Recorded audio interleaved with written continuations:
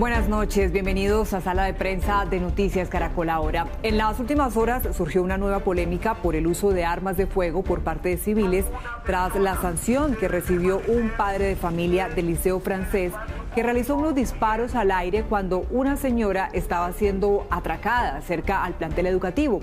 Pues bueno, el colegio consideró que no puede permitir el uso desmedido de esas armas y por eso le pidió al padre que no regrese. Vamos a hablar de este tema, para ello hemos invitado a dos expertos en seguridad nacional. Comienzo saludando al señor Iván Díaz. Bienvenido. Hola, buenas noches. Y también le doy la bienvenida a César Restrepo. ¿Cómo está, César? Bienvenido también. Buenas noches, ¿cómo están? Comencemos hablando de lo ocurrido con este padre de familia. Quiero conocer las dos posiciones. Comienzo con el señor Iván. Bueno, básicamente lo que encontramos aquí es un vacío inmenso que tenemos en muchos niveles en la sociedad colombiana frente al uso debido de las armas. Es un vacío que va desde el nivel jurídico, por supuesto, y nuestro marco legal, que nunca ha logrado estar acorde a la realidad que vivimos los colombianos, pero también un par de vacíos muy importantes que seguramente vamos a discutir, que es el vacío cultural y el vacío técnico para el uso de las armas. Cuando hablamos del vacío cultural, básicamente es la educación que se necesita alrededor del concepto de las armas y, por supuesto, su empleo. Y cuando hablamos del vacío técnico, hablamos todo lo que tenga que ver con la capacitación y el uso correcto de las mismas. Capacitación y el uso. Bien, pues ya vamos entonces a profundizar en esos dos conceptos. Ahora quiero conocer su opinión, señor César. Gracias. Sobre el tema de la capacitación no hay ninguna duda y sobre los vacíos. Pero yo quiero llamar más la atención sobre la confianza de los ciudadanos en la vida que llevan cotidianamente en la ciudad. Y en la medida en que los ciudadanos viven con más desconfianza, pues buscan mayores formas de autoprotegerse.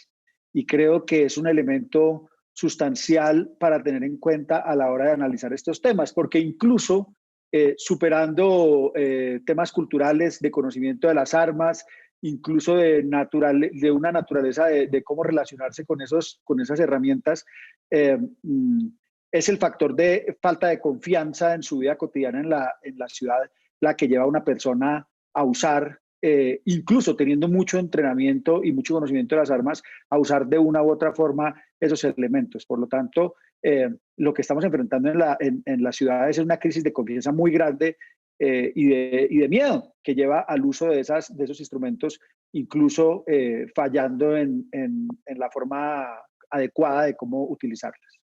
César, pero en esa búsqueda de seguridad no puede también agravarse la situación. Por ejemplo, en este caso pues no ocurrió nada grave, pero uno de los proyectiles que disparó el hombre alcanzó a un apartamento vecino. Es decir, si pudo ocurrir algo más serio. Entonces, ¿no nos pone a pensar también en que de pronto el remedio sea más caro que la enfermedad y que las armas deban estar solamente en manos de las autoridades? ¿Usted qué cree? No quiero que me malentienda. Las armas deben estar en nuestro régimen legal estrictamente en las manos de las autoridades. Sin embargo, las situaciones como la que ocurrió en el colegio, en el Liceo Francés y otras muchas situaciones ocurren en unas coyunturas muy particulares, que analizarlas para ustedes y para mí en este momento, pues da lugar a una cantidad de reflexiones, pero una persona que reacciona en un hecho de ese tipo está reaccionando frente a un hecho inmediato. Y ese es el punto. Porque yo puedo, hoy aquí sentado con ustedes, ver muchas de las posibles implicaciones, pero también me pongo en los zapatos de la persona que actuó en ese momento, cómo valoró la situación en la cual se enfrentaba la persona que estaba siendo atacada por los atracadores. Si usted, por ejemplo, está en la calle y ve que 3 personas o 2 o 1 van a atacar a una persona con un arma y usted tiene un arma y sabe manejarla, ¿no la utilizaría? Esa es la pregunta. En la coyuntura, en el momento preciso en el que está. Recuerdo aquí nomás el evento que ocurrió en la calle 119 con Novena hace unos 5 meses, casi en plena pandemia, cuando un médico accionó su arma contra 3 delincuentes que terminaron muriendo ahí en ese puente. Esa persona hizo una valoración en ese momento del riesgo que estaba enfrentando y usó su arma. El ciudadano que actuó en el colegio, afuera del colegio, también hizo una valoración de ese momento y por eso la utilizó. Todos nosotros los que lo analizamos no estuvimos en ese contexto y por lo tanto no podemos emitir un juicio muy certero sobre cómo se configuró el escenario. Sin duda, claro que sí. César, bueno, ahora quiero entonces que Iván nos cuente también su planteamiento. Este debate, ¿deben o no tener armas los civiles? Y de paso, pues quisiera que profundizara en lo que nos hablaba de ese vacío cultural y técnico. Bueno, muy importante lo que César nos dice, porque al final del día las armas son una herramienta, es decir, tienen un uso específico. Y, por supuesto, el miedo y los niveles de inseguridad a los que las personas se enfrentan terminan siendo la necesidad específica por la cual hacemos uso de esas herramientas. Y hay un elemento cultural que es esa señala que es clave, y es que estamos viviendo por distintos factores sociales e incluso pandémicos una crisis muy importante, no solamente de inseguridad, digamos, objetivamente medida, sino un tema subjetivo que es la sensación de la población, de los usuarios de nuestras calles en el día a día, que eso acentúa, digamos, el escenario que estamos viviendo. Los dos vacíos de los que yo les hablaba, entre otras, hacen eco frente a lo que César nos señala, y es, ojo que es que debemos tener un concepto cultural que en Colombia no se tiene. Es paradójico porque Colombia, pues desgraciadamente en toda su historia siempre ha tenido, digamos, su historia siempre se ha desarrollado en paralelo con violencia, pero en general los ciudadanos hace muchas décadas dejamos de estar familiarizados con las armas. Y las armas son un tipo de elementos por los cuales, por supuesto, hay que tener una serie de medidas muy importantes frente a sus usos, pero hay que conocerlas desde el punto de vista cultural para que cuando nos enfrentemos a este tipo de situaciones podamos tener elementos de análisis suficientes para desarrollar, entre otras, marcos legales, que es otro de los vacíos de los que yo les hablo, que sean acordes a nuestras necesidades. Y esa palabra necesidad es muy importante, porque frente a crisis de seguridad como la que estamos viviendo hoy, y frente a crisis de confianza como la que estamos viviendo hoy, y frente a un país inmensamente grande en términos demográficos y geográficos, pretender que la seguridad esté en términos claros y precisos como las armas solamente en manos de la policía y las fuerzas militares, pues es una utopía. Somos casi 50 millones de colombianos y desgraciadamente hay un porcentaje cada vez mayor y cada vez más creciente de amenazas y de personas frente a esos 50 millones de colombianos. Entonces, pretender tener un policía para cada metro cuadrado, pues no se va a dar. Y por otro lado, y por supuesto en paralelo y en espejo, los criminales sienten que pueden seguir creciendo, ellos sí, en armas y en elementos violentos y de contundencia contra la población, sin que exista ningún tipo de castigo y garantizándoles que en un altísimo porcentaje, casi en un 100%, no van a encontrar de parte de sus víctimas ningún tipo de resistencia, en tanto como, insisto, César no lo decía, nuestro marco legal es supremamente restrictivo para que las personas distintas a la fuerza pública porten un arma de defensa personal. Iván, si bien acabas de decir, es imposible que esté un policía por cada metro cuadrado brindándonos esa seguridad que tanto necesitamos, ¿cómo llenar ese vacío de seguridad para que los civiles pues no estén armados? ¿Qué se podría hacer en ese caso? Lo primero es un concepto muy antiguo que, entre otras cosas, hemos discutido en otros espacios, es el concepto de la seguridad pública frente a la seguridad privada.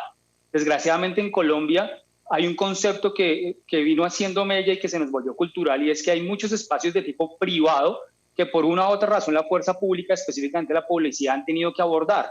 Un ejemplo muy claro, para darte uno de muchos, es los espectáculos o los eventos deportivos como los partidos de fútbol, por ejemplo.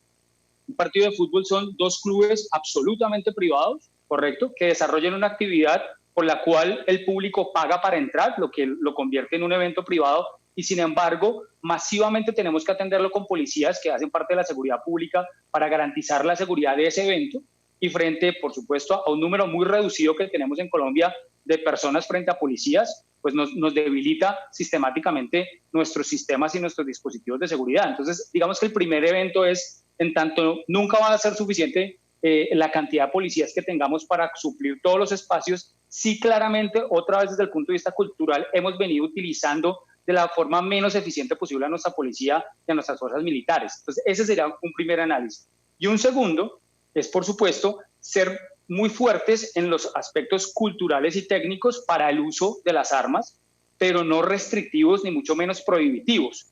Porque cada vez que en algún aspecto de la vida social entramos al espacio de la prohibición, inmediatamente generamos en paralelo una cultura y una estrategia y, por supuesto, una estructura de crimen organizado.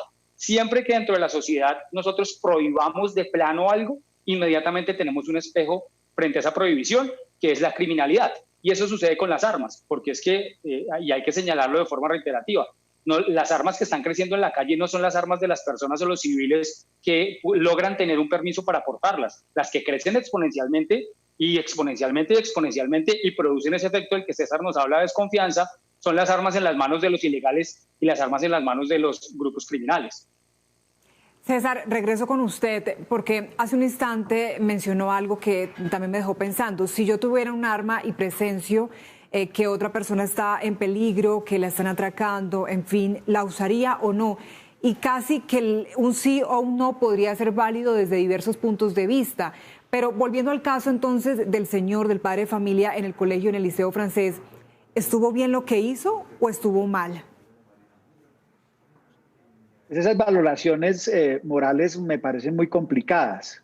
La pregunta es si el señor tenía la voluntad de atacar a otros ciudadanos o de defender a una ciudadana.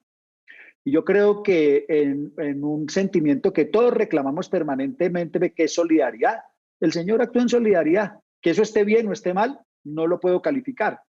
Tantas veces hemos escuchado cuando hay hechos desafortunados en las calles de las ciudades que mataron a una persona por robarle un celular, el mismo elemento, la persona víctima en el Transmilenio, la señora que ahí en la calle 72 hace un par de años en estado de embarazo fue baleada por unos fleteros, y la gente se preguntaba el otro día que dónde estaba la solidaridad y también la seguridad de la ciudad. Este señor fue solidario porque seguramente valoró un riesgo que tenía ese ciudadano y ahora es acusado porque es una persona violenta. ¿Qué hubiera pasado si el señor estaba al frente? Es asesinada esta señora por el hurto a su celular, como ha pasado muchas veces, y el señor no hace nada. Pero le hago una pregunta más grande. Puede haber una persona con mucho conocimiento en el uso de las armas, con entrenamiento, incluso con las herramientas legales para portarla, un permiso de porte para tener esa arma en la calle. Ocurre el mismo caso y el señor no la usa. ¿Qué puede pensar los otros ciudadanos frente a esa inmovilidad? ¿Que es un cómplice? Es que es valorar el hecho concreto desde la lejanía del tiempo y sin estar en la tensión, en el estrés de la coyuntura, es supremamente fácil. Y acusar a esa persona. Para mí la única palabra que cabe ahí es que actúe en solidaridad. Que está bien o que está mal, depende de dónde me paro. Si yo fuera el ciudadano al que me van a atacar y otro ciudadano me defiende, estaría inmensamente agradecido.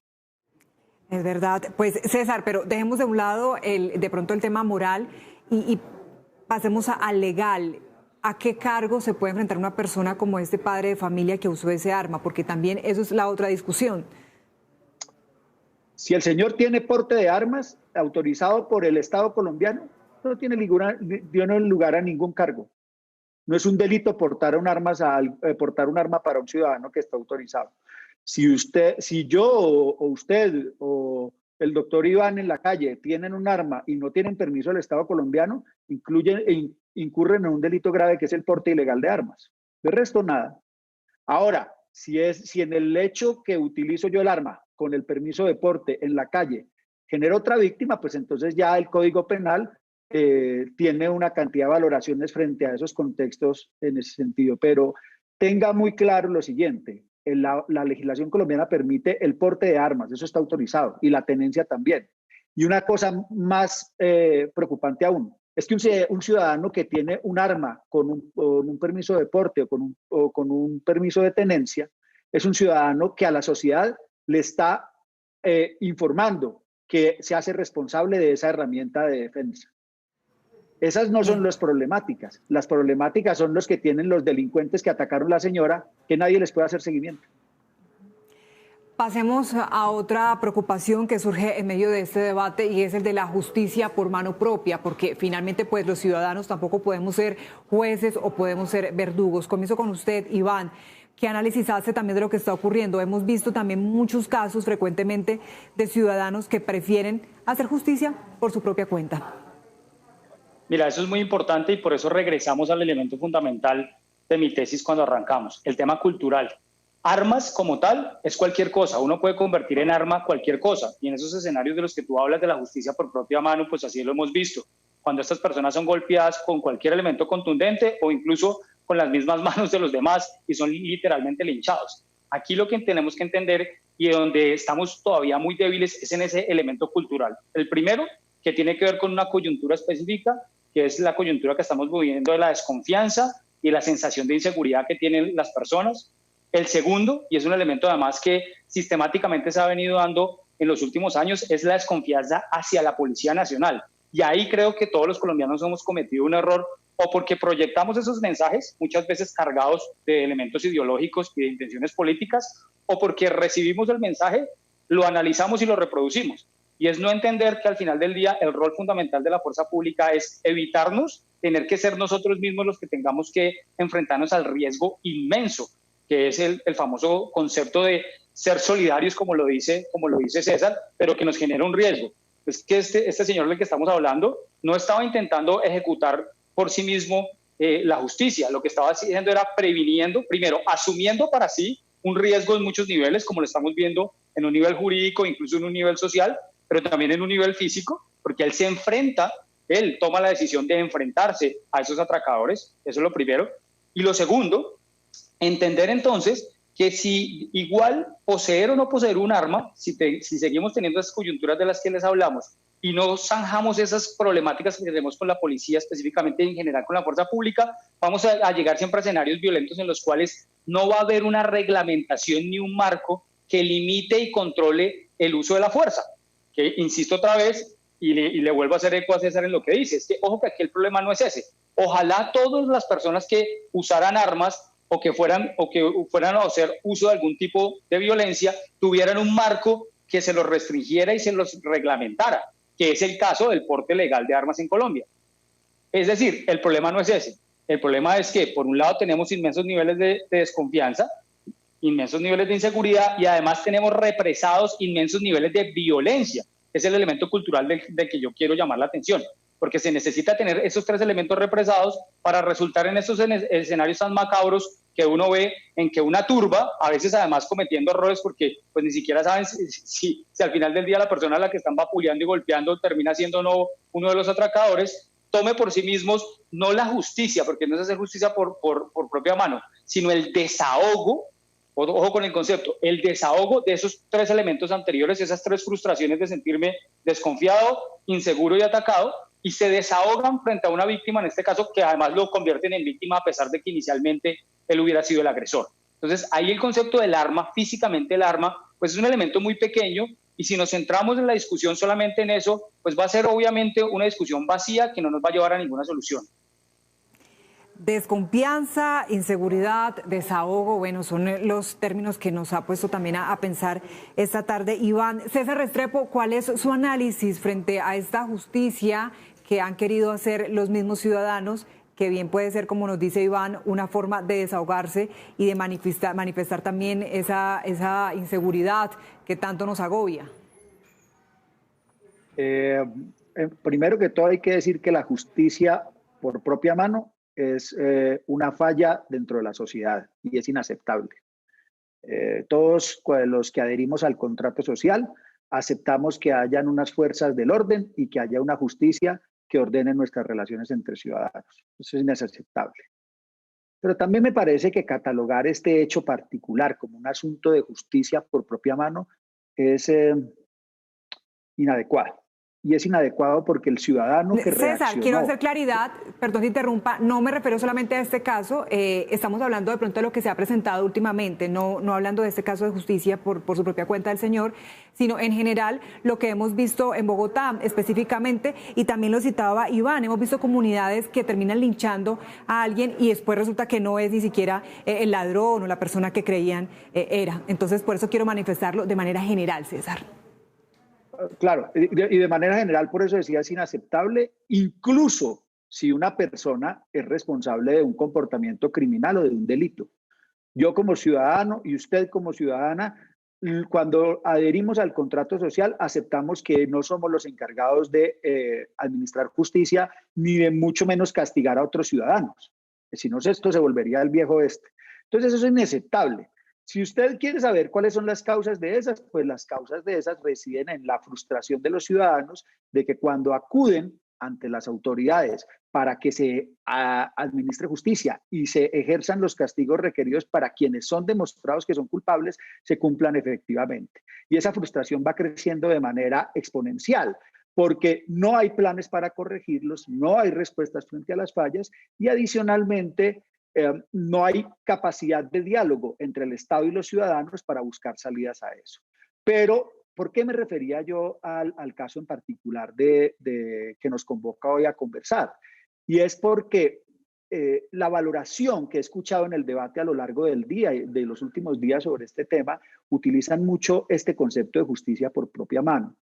Y esa persona que se vio involucrada en esa no estaba ejerciendo ninguna justicia.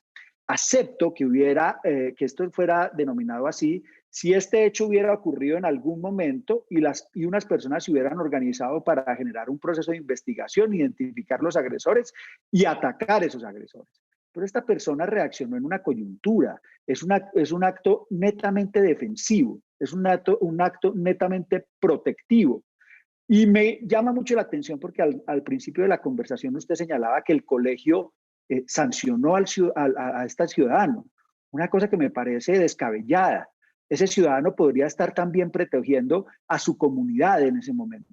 Y entonces, en un acto de protección, se valora de manera desconectada del contexto y resulta siendo este ciudadano un ciudadano victimizado, revictimizado.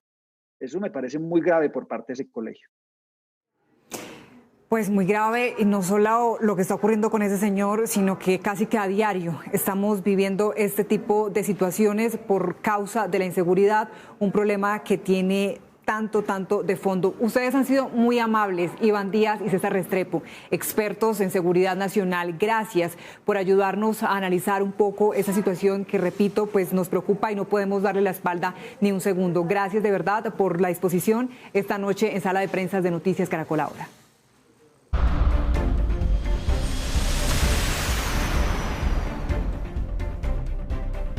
Gracias por seguir con Sala de Prensa. Ahora saludamos a Ricardo Ospina, él es director de Servicios Informativos de Blue Radio, que nos cuenta qué tiene hoy en su radar. Ricardo.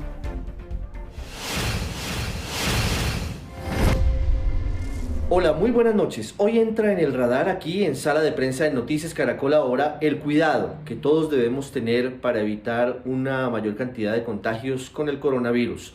Cuidado que siempre debemos tener en casa, en los buses, en los taxis, en nuestros lugares de trabajo y de estudios, y los niños y jóvenes ya regresaron a las aulas en modelo de alternancia. Pero sobre todo, la conciencia debe estar siempre, y más aún en estas semanas que vienen, porque vienen puentes festivos consecutivos. Por ejemplo, que tendremos durante este fin de semana es el puente en el que celebramos la independencia de Cartagena. Dependiendo de cómo nos comportemos, de si nos quedamos juiciosos en casa, de si no incumplimos la norma del número de personas máximo en una reunión y de si tenemos todavía el distanciamiento físico, si nos ponemos el tapabocas y si nos lavamos las manos, si estamos juiciosos, podremos tener posiblemente una Navidad menos traumática de la que preveíamos inicialmente en tiempos de la pandemia. Porque si no nos cuidamos, podríamos tener restricciones para el 24 de diciembre y para el 31 de diciembre. El objetivo es que todos podamos comprar, pero podamos además compartir con el núcleo básico de nuestras familias. Por eso, para estos puentes festivos, que además tienen algunas particularidades, por ejemplo, tendrá mañana el inicio con el partido de las eliminatorias entre Colombia y Uruguay en Barranquilla. Las autoridades locales de algunos municipios y de algunos departamentos comenzaron ya a adoptar medidas. Es el ejemplo de Antioquia y de Medellín, que decidieron, por ejemplo, que a partir de las 2 de la tarde de mañana y hasta las 5 de la madrugada del próximo sábado, habrá ley seca en todo el departamento y habrá toque de queda entre las 10 de la noche de mañana y las 5 de la madrugada del sábado. Y comienza a tomarse una medida que es importante, primero en el Valle de Aburrá, pero que podría extenderse al resto del país, y es que los bares solamente podrán estar abiertos en toda Colombia hasta las 12 de la noche. Aunque el ministro de Salud, Fernando Ruiz, dijo que esta medida ya fue adoptada y que empezaría el próximo martes, solamente se levantaría en caso de que haya municipios con una baja incidencia de coronavirus, y a solicitud expresa de los alcaldes todavía están ultimando detalles. Se busca un consenso con los comerciantes, con asobares, y por eso hay algunos integrantes del comité que dicen que no se ha definido, aunque el gobierno apunta realmente a que se evite de manera permanente por ahora que haya esa apertura de bares, sobre todo después de las 12 de la noche, porque entre más consumo de licor haya, pues hay mayor relajamiento y hay menos posibilidad de que se mantengan las medidas de bioseguridad, el distanciamiento, el uso del tapabocas, y allí tenemos un pico que podría ser riesgoso para el aumento de contagios del coronavirus. Sí, señor, y eso es lo que no puede pasar, que nos relajemos, que bajemos la guardia, que se genere estos espacios para que registremos más contagiados. De esta manera llegamos al final. Ya viene Signo Pesos. Gracias por conectarse con nosotros. Somos Sala de Prensa. Buenas noches.